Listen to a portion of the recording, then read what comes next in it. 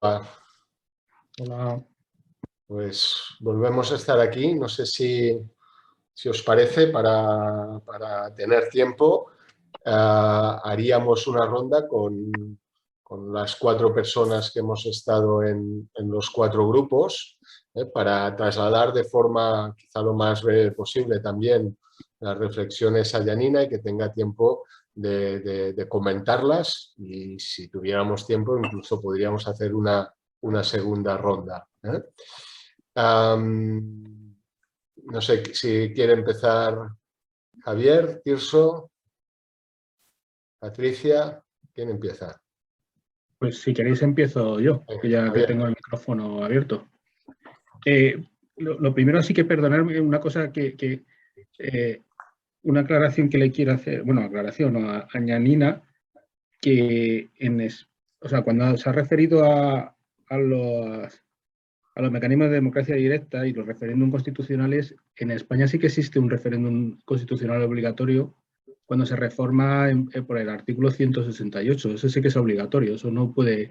En otras reformas constitucionales no, pero el artículo 168 sí que establece un referéndum obligatorio de aprobación de la Constitución, porque no es todas las reformas constitucionales las que requieren dicho referéndum, pero si se reforman ciertos artículos sí que se requiere el referéndum. Y bueno, en cuestión de la pregunta que queríamos hacerle, ¿vale? Y sobre la que Igor es más especialista, queríamos preguntar sobre la relación que hay entre los procesos participativos y los momentos participativos, que me parece una distinción que ha hecho Igor muy interesante, con la creación de demos o tramas comunitarias. Es decir, qué efectos, qué pozos tienen los procesos participativos en la creación de eso que se llama el demos comunitario o el demos democrático. Gracias. Muy bien. Patricia. Hola, buenas. Pues nosotros en nuestro grupo nos ha sugerido que era muy interesante poder debatir, que se ha hablado mucho a lo largo de la charla de Janina, mucho de cuáles son los derechos que tenemos como ciudadanos de poder participar en diferentes procesos, iniciativas, pero se ha hablado poco acerca de cuáles son las obligaciones que tenemos como ciudadanos. Es decir, el hecho de que podamos participar, cuáles son las condiciones que nos obliga a ello. Y ligado a esto, si conoce algún tipo de experiencia en la cual estas obligaciones condicionan estos tipos de procesos. Tirso.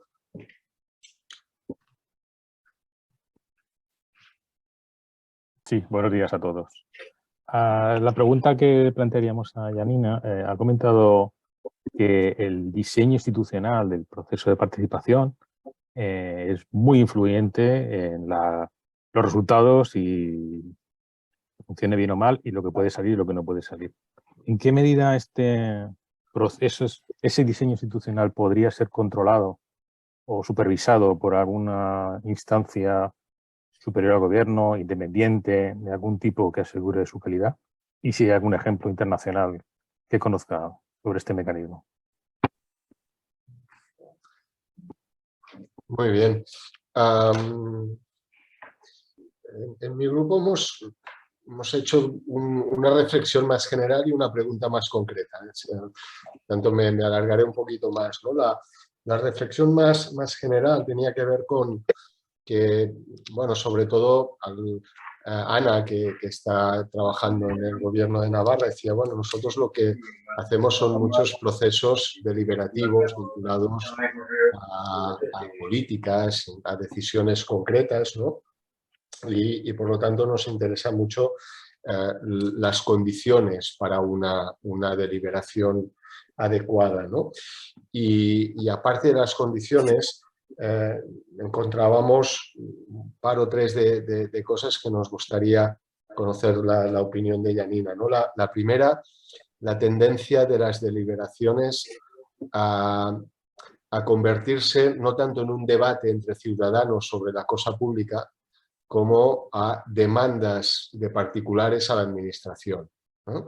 Y cómo esto en realidad estaría pervirtiendo la lógica deliberativa, ¿no?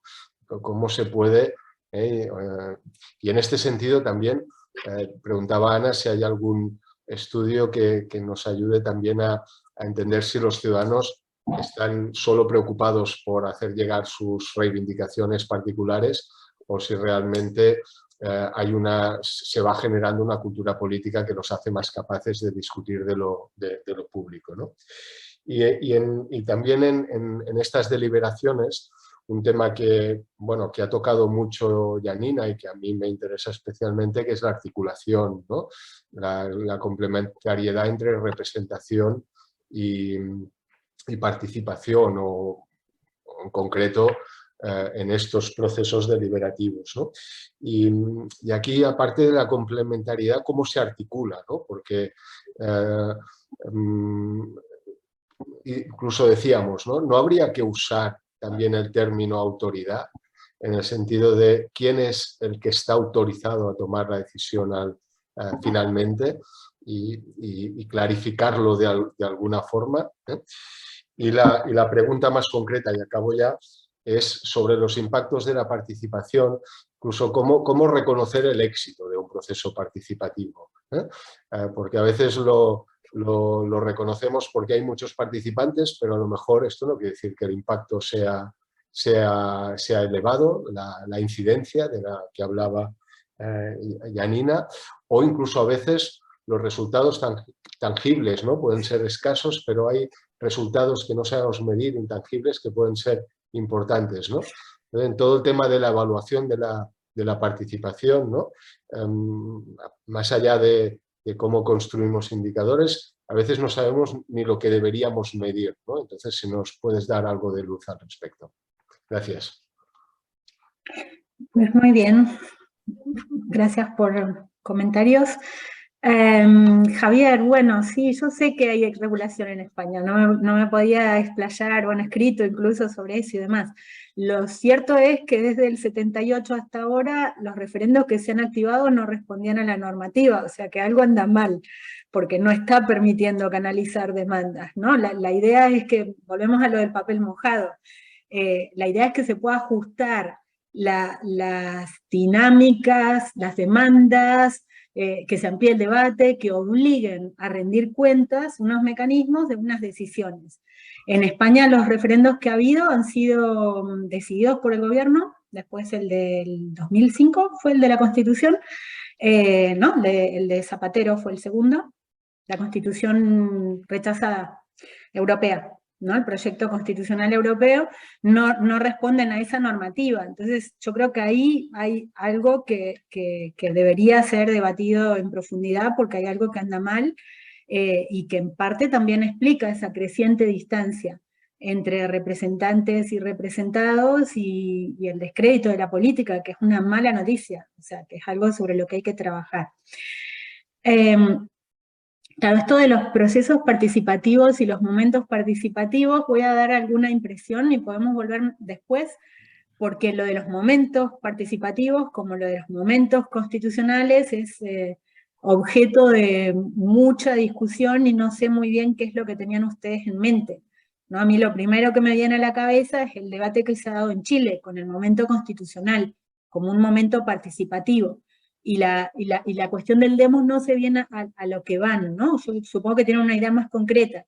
A ver, algunas reflexiones basadas en las evidencias que tenemos, ¿no? Primero, sabemos que en general la gente no pide, las masas, digamos, los colectivos movilizados.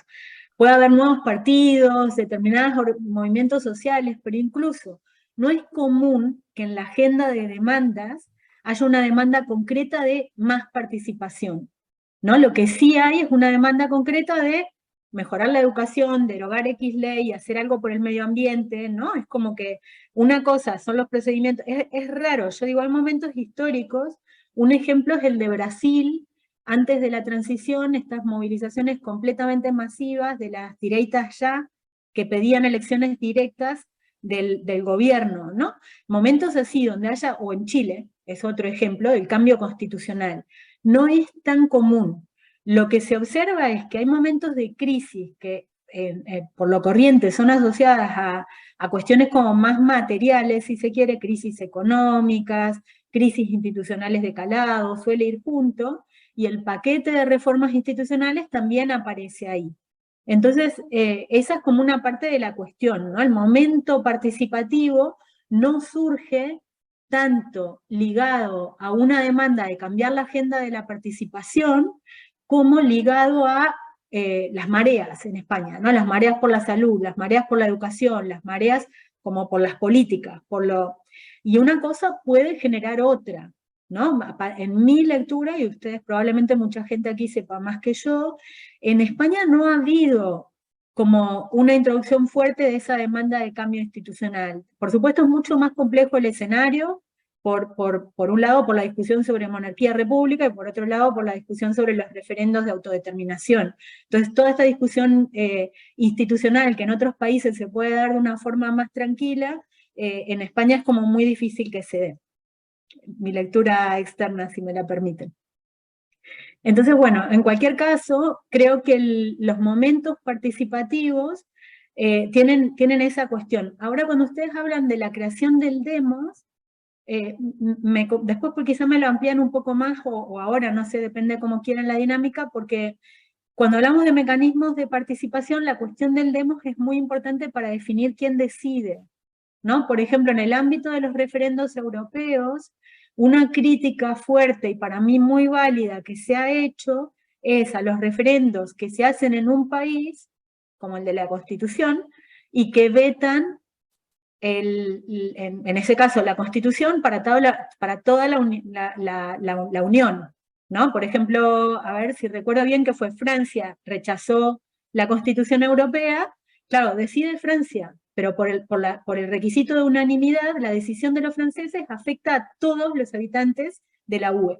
Entonces ahí la cuestión del demos es indebida, que es como lo que decía antes, cuando se toma una decisión, ya sea en el ámbito distrital o municipal, tiene que ser de competencia exclusiva, pero eso es un problema de diseño de la UE, que provoca, porque no es que sea ilegal, es la legalidad de la UE, pero genera un problema de legitimidad democrática, porque los franceses decidieron por todos, ¿no? España aprobó la Constitución y son los franceses los que la vetan, por el requisito de la unanimidad, pero es indebido, ¿no? Debería haber un referéndum para toda la UE, decía el profesor Andreas Sauer, u otros mecanismos que no sean de unanimidad, porque si no es injusto, hay unos ciudadanos que están decidiendo para todos, parecieran tener más, ¿no?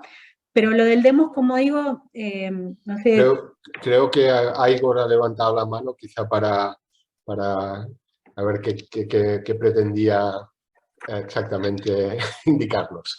Janina, muchas gracias por los comentarios que has hecho, que además están bien traídos porque la ambigüedad de las palabras permite hacer un abordaje de carácter macro, como has planteado, ¿no? El enfoque desde el que lo abordábamos es diferente. Se centraba en los tipos de mecanismos participativos. Yo planteaba que hay mecanismos participativos que se plantean como momentos participativos, por ejemplo, un foro deliberativo que tiene una duración concreta y que acaba, y hay otras lógicas que tienen una voluntad de proceso participativo, como sería el caso de los presupuestos participativos de Porto Alegre, ¿no? En ese contexto y en esa diferencia entre momento y proceso participativo, la pregunta es, ¿cuál es el papel de la articulación, de la trama de la creación de una trama comunitaria, de un sentido del nosotros y el nosotras que configura un demos que es fundamental para la democracia, ¿no? Partía yo de la premisa de que quizá los momentos participativos se están alejando de la voluntad de los procesos participativos para tejer comunidad en un contexto en el que la ruptura de las redes comunitarias se está situando como uno de los problemas centrales para la pérdida de calidad de nuestras democracias y el ascenso de los movimientos de extrema derecha. No puedo más que suscribir a lo que dices, o a lo que interpreto que es como más que una pregunta, ¿no? También una avanzada sobre tu adhesión a este tipo de... Yo también, como decía, cuando hablé del presupuesto participativo y no hablé de estos momentos participativos, en mi grupo de mecanismos serían los cabildos abiertos o las asambleas ciudadanas. Hay lugares donde se dan de forma muy informal, o sea, se activa puntualmente por el gobierno, y hay otros donde se empieza a proponer que se pueda hacer también, por ejemplo, por recolección de firmas. O sea, que se pueda convocar un cabildo abierto a partir de la reunión de firmas sobre una temática X. Contaminación, una industria contaminante que se va a instalar en el municipio, y me parecen cada vez más centrales porque adhiero completamente a esta necesidad de construir comunidad desde la tolerancia, ¿no? Como yo digo, yo no soy creyente, y los creyentes, por supuesto, pueden estar ahí, lo que no pueden es imponernos a los no creyentes, ¿no? Tenemos que poder dialogar y negociar, porque no es creyentes contra no creyentes cuando hablamos de la avanzada de la agenda conservadora. No es faltarle el respeto a los creyentes, es entre todos construir cuáles son los límites, digo, por dar un ejemplo puntual, muy instalado en la discusión latinoamericana, donde, bueno, europea también, pero que ni siquiera se está planteando en el ámbito de la participación, ¿no? En Europa yo creo que hasta están funcionando como compartimentos estancos, y es muy problemático que no haya esas instancias de diálogo que puedan construir comunidad, porque al final se define como enemigo no solo al líder o lideresa de una formación de este tipo, sino a todos sus electores, que muchos de ellos provienen de sectores muy vulnerables también. Entonces, para mí es tremendamente problemático, y es un punto donde la participación comunitaria a nivel local tiene muchísimo que aportar, y deberíamos trabajar, se está trabajando y se debería trabajar más en esa línea. Lo que decían en el grupo de Patricia, la cuestión de los derechos y obligaciones. Bueno, ahí también me gustaría quizá, después si hay más tiempo, de dónde viene la reflexión, ¿no? Porque la impresión es como que hay como ciertos reparos a una avanzada de ciertos mecanismos de participación si no hay obligaciones de la ciudadanía asociadas a esos derechos, ¿no? Pareciera provenir de un contexto de, uy, igual esto puede ser complicado. Y para mí, lo interesante, que como digo, todo esto ya creo que se ha percibido, ¿no? Cualquier mecanismo de este tipo, cualquier proceso de este tipo, podría ser objeto, y seguramente Ana, quienes trabajan en contextos concretos lo saben, de planificaciones largas, etcétera, etcétera, incluso cuando son muy micro. Pero acá hay un punto, cuando hablamos más en general y en abstracto, que tiene que ver con cambiar, yo digo los incentivos, y hay quienes me dicen que no les gusta la palabra, pero a mí me parece apropiada, los incentivos de la esfera de negociación e intercambio político para introducir más información, más deliberación y más responsabilidad. Porque se podría decir que la ciudadanía, por ejemplo, el Brexit, ¿no? Tomemos el Brexit, y dijeron, bueno, ahí no hubo suficiente conciencia de sus obligaciones, pero quienes van a pagar las consecuencias de una mala decisión son los que lo votaron, bueno, también los que no, que por cierto eso admitiría todo otro debate sobre el demos, cuando tenemos porcentajes de votación muy chiquitos dividiendo una opción de la otra, ¿no? Es decir, el pueblo quiso, bueno, qué sé yo, el 51% quiso, el otro 49% ¿no? Entonces, pero es otra discusión. Yo creo que acá la cuestión es que siempre hay derechos y obligaciones, y sobre todo está la cuestión de quién paga las consecuencias. Y me parece que de lo que se trata es de mejorar los incentivos para una mejor gestión de la política pública, para una mejor gobernanza. Y que introducir este tipo de mecanismos genere incentivos, sobre todo para los políticos y políticas que tengan una mínima responsabilidad de poder, no sé, trabajar más para convencer, para expresar sus políticas y demás, y que ahí está lo bueno. Entonces yo me planteo de esa manera los derechos y las obligaciones. Como digo, la ciudadanía siempre paga las consecuencias, de las buenas y de las malas decisiones, siempre paga las consecuencias. O sea que ahí está la cuestión. Pero bueno, si había otras cosas, ya me lo comentan. Lo que planteaba Tirso, sí, para mí fascinante cuestión la de los diseños institucionales controlados o supervisados. Ahí podría alargarme un montón y nos vamos quedando sin tiempo, o sea que voy a responder como solo en 2 niveles, porque dependiendo de qué mecanismos hablemos, va a depender de la respuesta, ¿no? Por ejemplo, si hablamos de mecanismos de democracia directa, hay guías de buenas prácticas. En Europa, ¿cómo se llama? El Consejo de Venecia tiene su guía de buenas prácticas y se hace observación electoral. La OEA acaba de publicar para las Américas un informe semejante, entonces se puede hacer todo el seguimiento. Yo participé en la elaboración del manual de elaboración de la OEA y en la discusión previa, entonces ahí se cubren todas las instancias, ¿no? Es que, ¿qué tipo de debate se tiene que dar? ¿Qué requisitos tiene que cumplir una pregunta de referéndum? ¿No? Que yo tenía pensado hablar de la participación en partidos y me lo salté porque quedamos justos, pero es interesante, no es la pregunta, ¿qué hacemos con la pregunta? No, hay unos requisitos muy claros, unidad de forma, unidad de contenido, neutralidad, o sea, está como muy especificado. Entonces ahí, por supuesto, está quién elabora la pregunta, y ahí hay buenas y malas prácticas. Tenemos mucho estudiado sobre esto, diría que ahí no hay ninguna caja negra. Está bastante claro lo que habría que hacer para que se aproxime a un mejor proceso. El punto más flojo está con las campañas, porque es un punto que nos está cambiando en todos los ámbitos de decisión y de intercambio, no solo, digamos, en elecciones convencionales, en elecciones de referéndum y en dinámicas de diálogo en general. Quien esté más o menos siguiendo la campaña electoral en Brasil lo sabrá, ¿no? Llegando a niveles de violencia, además, como efecto directo de esa perversión de las instancias de diálogo. Y ahora, cuando hablamos de otro tipo de mecanismos, como las asambleas sorteadas, el ejemplo de Irlanda creo que es bastante emblemático, ¿no? Ahí la decisión es del gobierno, con acuerdo entre partidos, o sea, no es de un partido, que está muy bien dada, y la supervisión y acompañamiento lo hacen las universidades que cuentan con alto prestigio. No hay una comisión ahí trabajando, y me consta, porque lo vengo siguiendo hace mucho y estoy en contacto con las y los colegas, que, por ejemplo, quién va a moderar es un tema de discusión ardua, ¿no? Como se puede imaginar cualquiera, que quién va a moderar, cómo va a moderar, a qué expertos invitar, o sea, todo eso realmente requiere de un muy cuidadoso proceso que claramente no debería ser el gobierno, nunca, ¿no? Por más que el gobierno lo haga con buena intención, solo por ser gobierno quedaría siempre bajo el ala de la sospecha. Y bien, Kim también, la deliberación, tendencia a convertirse en demandas de los particulares, claro.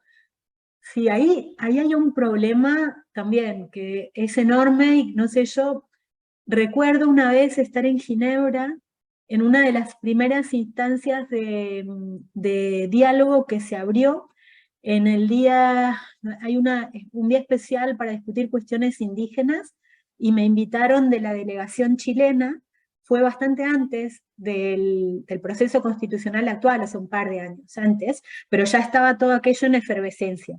Y había gente de las comunidades indígenas, y la oportunidad era para discutir un proceso participativo, ¿no? La idea era discutir el proceso participativo, que finalmente se hizo uno y posteriormente otro. Y la gente de las comunidades indígenas se sentó, y cada uno de los que habló nos remitió a lo que pasó en los últimos 5 siglos, ¿no? Entonces el debate posterior era como, por un lado, enorme frustración porque parecía que se perdía una oportunidad de discutir un proceso concreto, y por el otro, cierto sentimiento angustiante de cuánto hace que no se da oportunidad de hablar a esta gente, cuánto acumulado hay para... Entonces yo creo que, pero es completamente intuitivo, ¿no? Insisto, es como lo que me sale a la pregunta, no soy experta en esto, pero recuerdo esa impresión. Creo que tenemos que incorporar más conocimientos y saberes de la gente que trabaja desde la psicología social, para trabajar con las frustraciones, para poder convertir esos espacios que se convierten en espacios como de catarsis, en espacios de construcción colectiva, y no solo de catarsis de esta profunda insatisfacción, angustia, ¿no? Porque lo que contaban era muy tremendo, como se pueden imaginar. Nadie podía decir que no había ningún derecho, o sea, no, era muy legítimo, ¿no? Pero hay que gestionar eso, porque si no nos quedamos con una especie de oportunidad perdida, ¿no? Por más que sea legítima esa expresión. Y creo que hay que trabajarlo desde ahí, quizá, como moviéndonos desde el lugar en el que nos podríamos parar si pensamos, uy, en vez de hablar de lo que tendrían que hablar, están acá, pero como digo, es compartir una impresión nomás. En cuanto a la complementariedad entre representación y participación, para mí la cuestión de la autoridad es central, ¿no? Y ahí yo lo hablaba alrededor de las distintas nociones de la representación, pero en realidad quizás sería más apropiado hablar de formas de autorización, ¿no? Hay distintas formas de autorización y son muy importantes en todos los sentidos, ¿no? Porque ahí, tanto en el reconocimiento de los distintos liderazgos, para mí son fundamentales, ¿no? Esta idea de horizontalidad, como digo, es que no es que me guste o no me guste, es que no funciona, no hay horizontalidad. No la hay porque hay pluralidad, y hay diversidad, pluralidad en todos los sentidos, no solo de intereses, sino de habilidades, de expectativas, en fin. Entonces, la cuestión de la autoridad también tiene que ser trabajada. Y finalmente, impactos y efectos es un tema tremendo, ¿no? Que también arrastramos desde en las discusiones de la misma sociología. A veces lo recuerdo en la cuestión de los movimientos sociales, ¿no?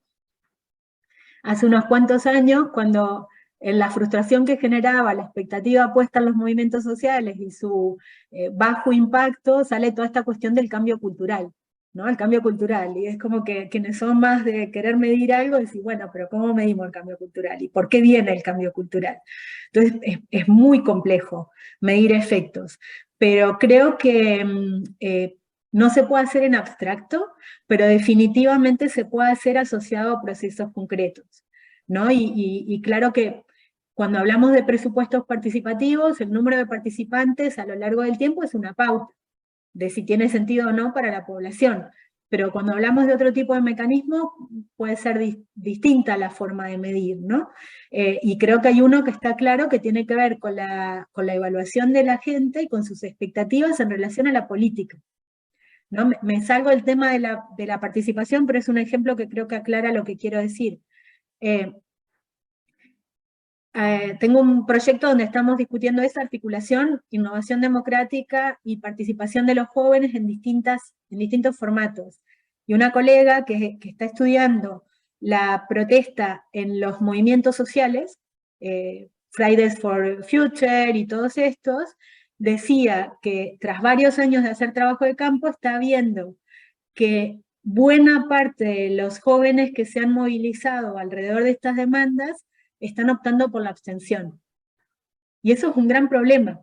Una parte chiquita se está moviendo hacia la participación política convencional o la combina, protesta y partido, ¿no? Han descubierto que se puede tener más incidencia a partir de los partidos porque, y es muy interesante, pero son pocos. La mayoría está optando por la salida, y eso es tremendamente preocupante. Entonces yo creo que una forma de medir la experiencia participativa también es esta. ¿Qué impresión queda? Más allá de si lo consiguieron o no, ¿volverían a hacerlo? Creo que, pero como digo, hay muchos niveles y deberíamos, en cada caso, tratar de definir esos distintos niveles para captarlo. Porque otra cuestión que me parece central, y con eso acabo, es la cuestión del tiempo, ¿no? A veces también, cuando se está muy pegado a un proceso, ¿no? Por ejemplo, la evaluación de la Convención Constitucional chilena ahora está muy pegada al rechazo. Y yo creo que es muy pronto para saberlo. Habrá que ver qué pasa, o sea, si se reabre un proceso de elaboración constitucional que consigue realmente ser legitimado y que más gente avale, podrá ser un éxito en el mediano o corto plazo. Si se desactiva por completo una demanda que claramente estaba en la sociedad sin producir los cambios, va a ser un fracaso. Pero hoy por hoy no se puede decir que ese proceso sea un fracaso. Y es un éxito relativo en algunos sentidos, habrá que verlo, ¿no? Entonces creo que el tiempo también debe ser considerado.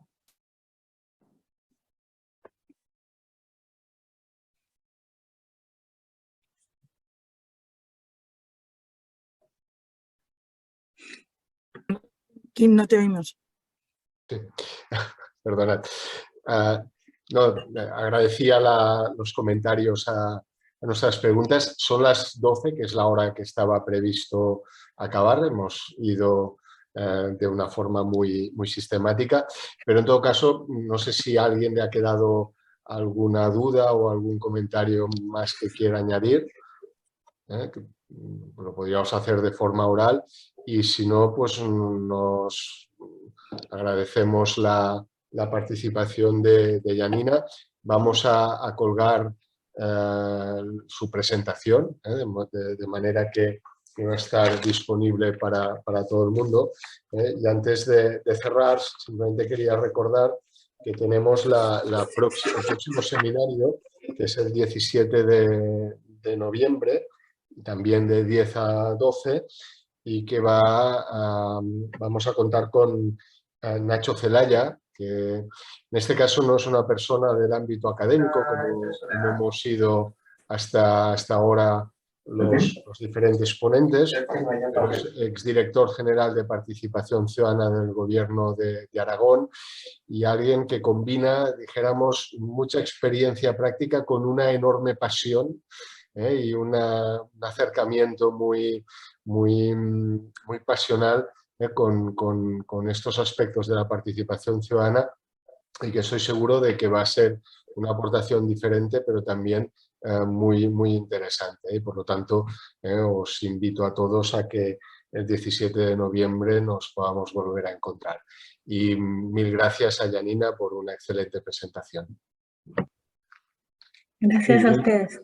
Desde la Dirección General de Gobernanza Pública también quería agradecer a Janina, que ha sido una mañana muy instructiva, muy útil, y creo que ha tenido bastante impacto, porque las palabras que, como decía Kim, ¿no? el impacto de tu charla y de la interacción que hemos tenido, creo que ha sido muy, muy interesante, y esperemos volver a contar contigo para futuras actuaciones. Así que nada, muchísimas gracias a todos los participantes, a Janina, a Kim, al equipo técnico, y nada, nos vemos el 17 de noviembre.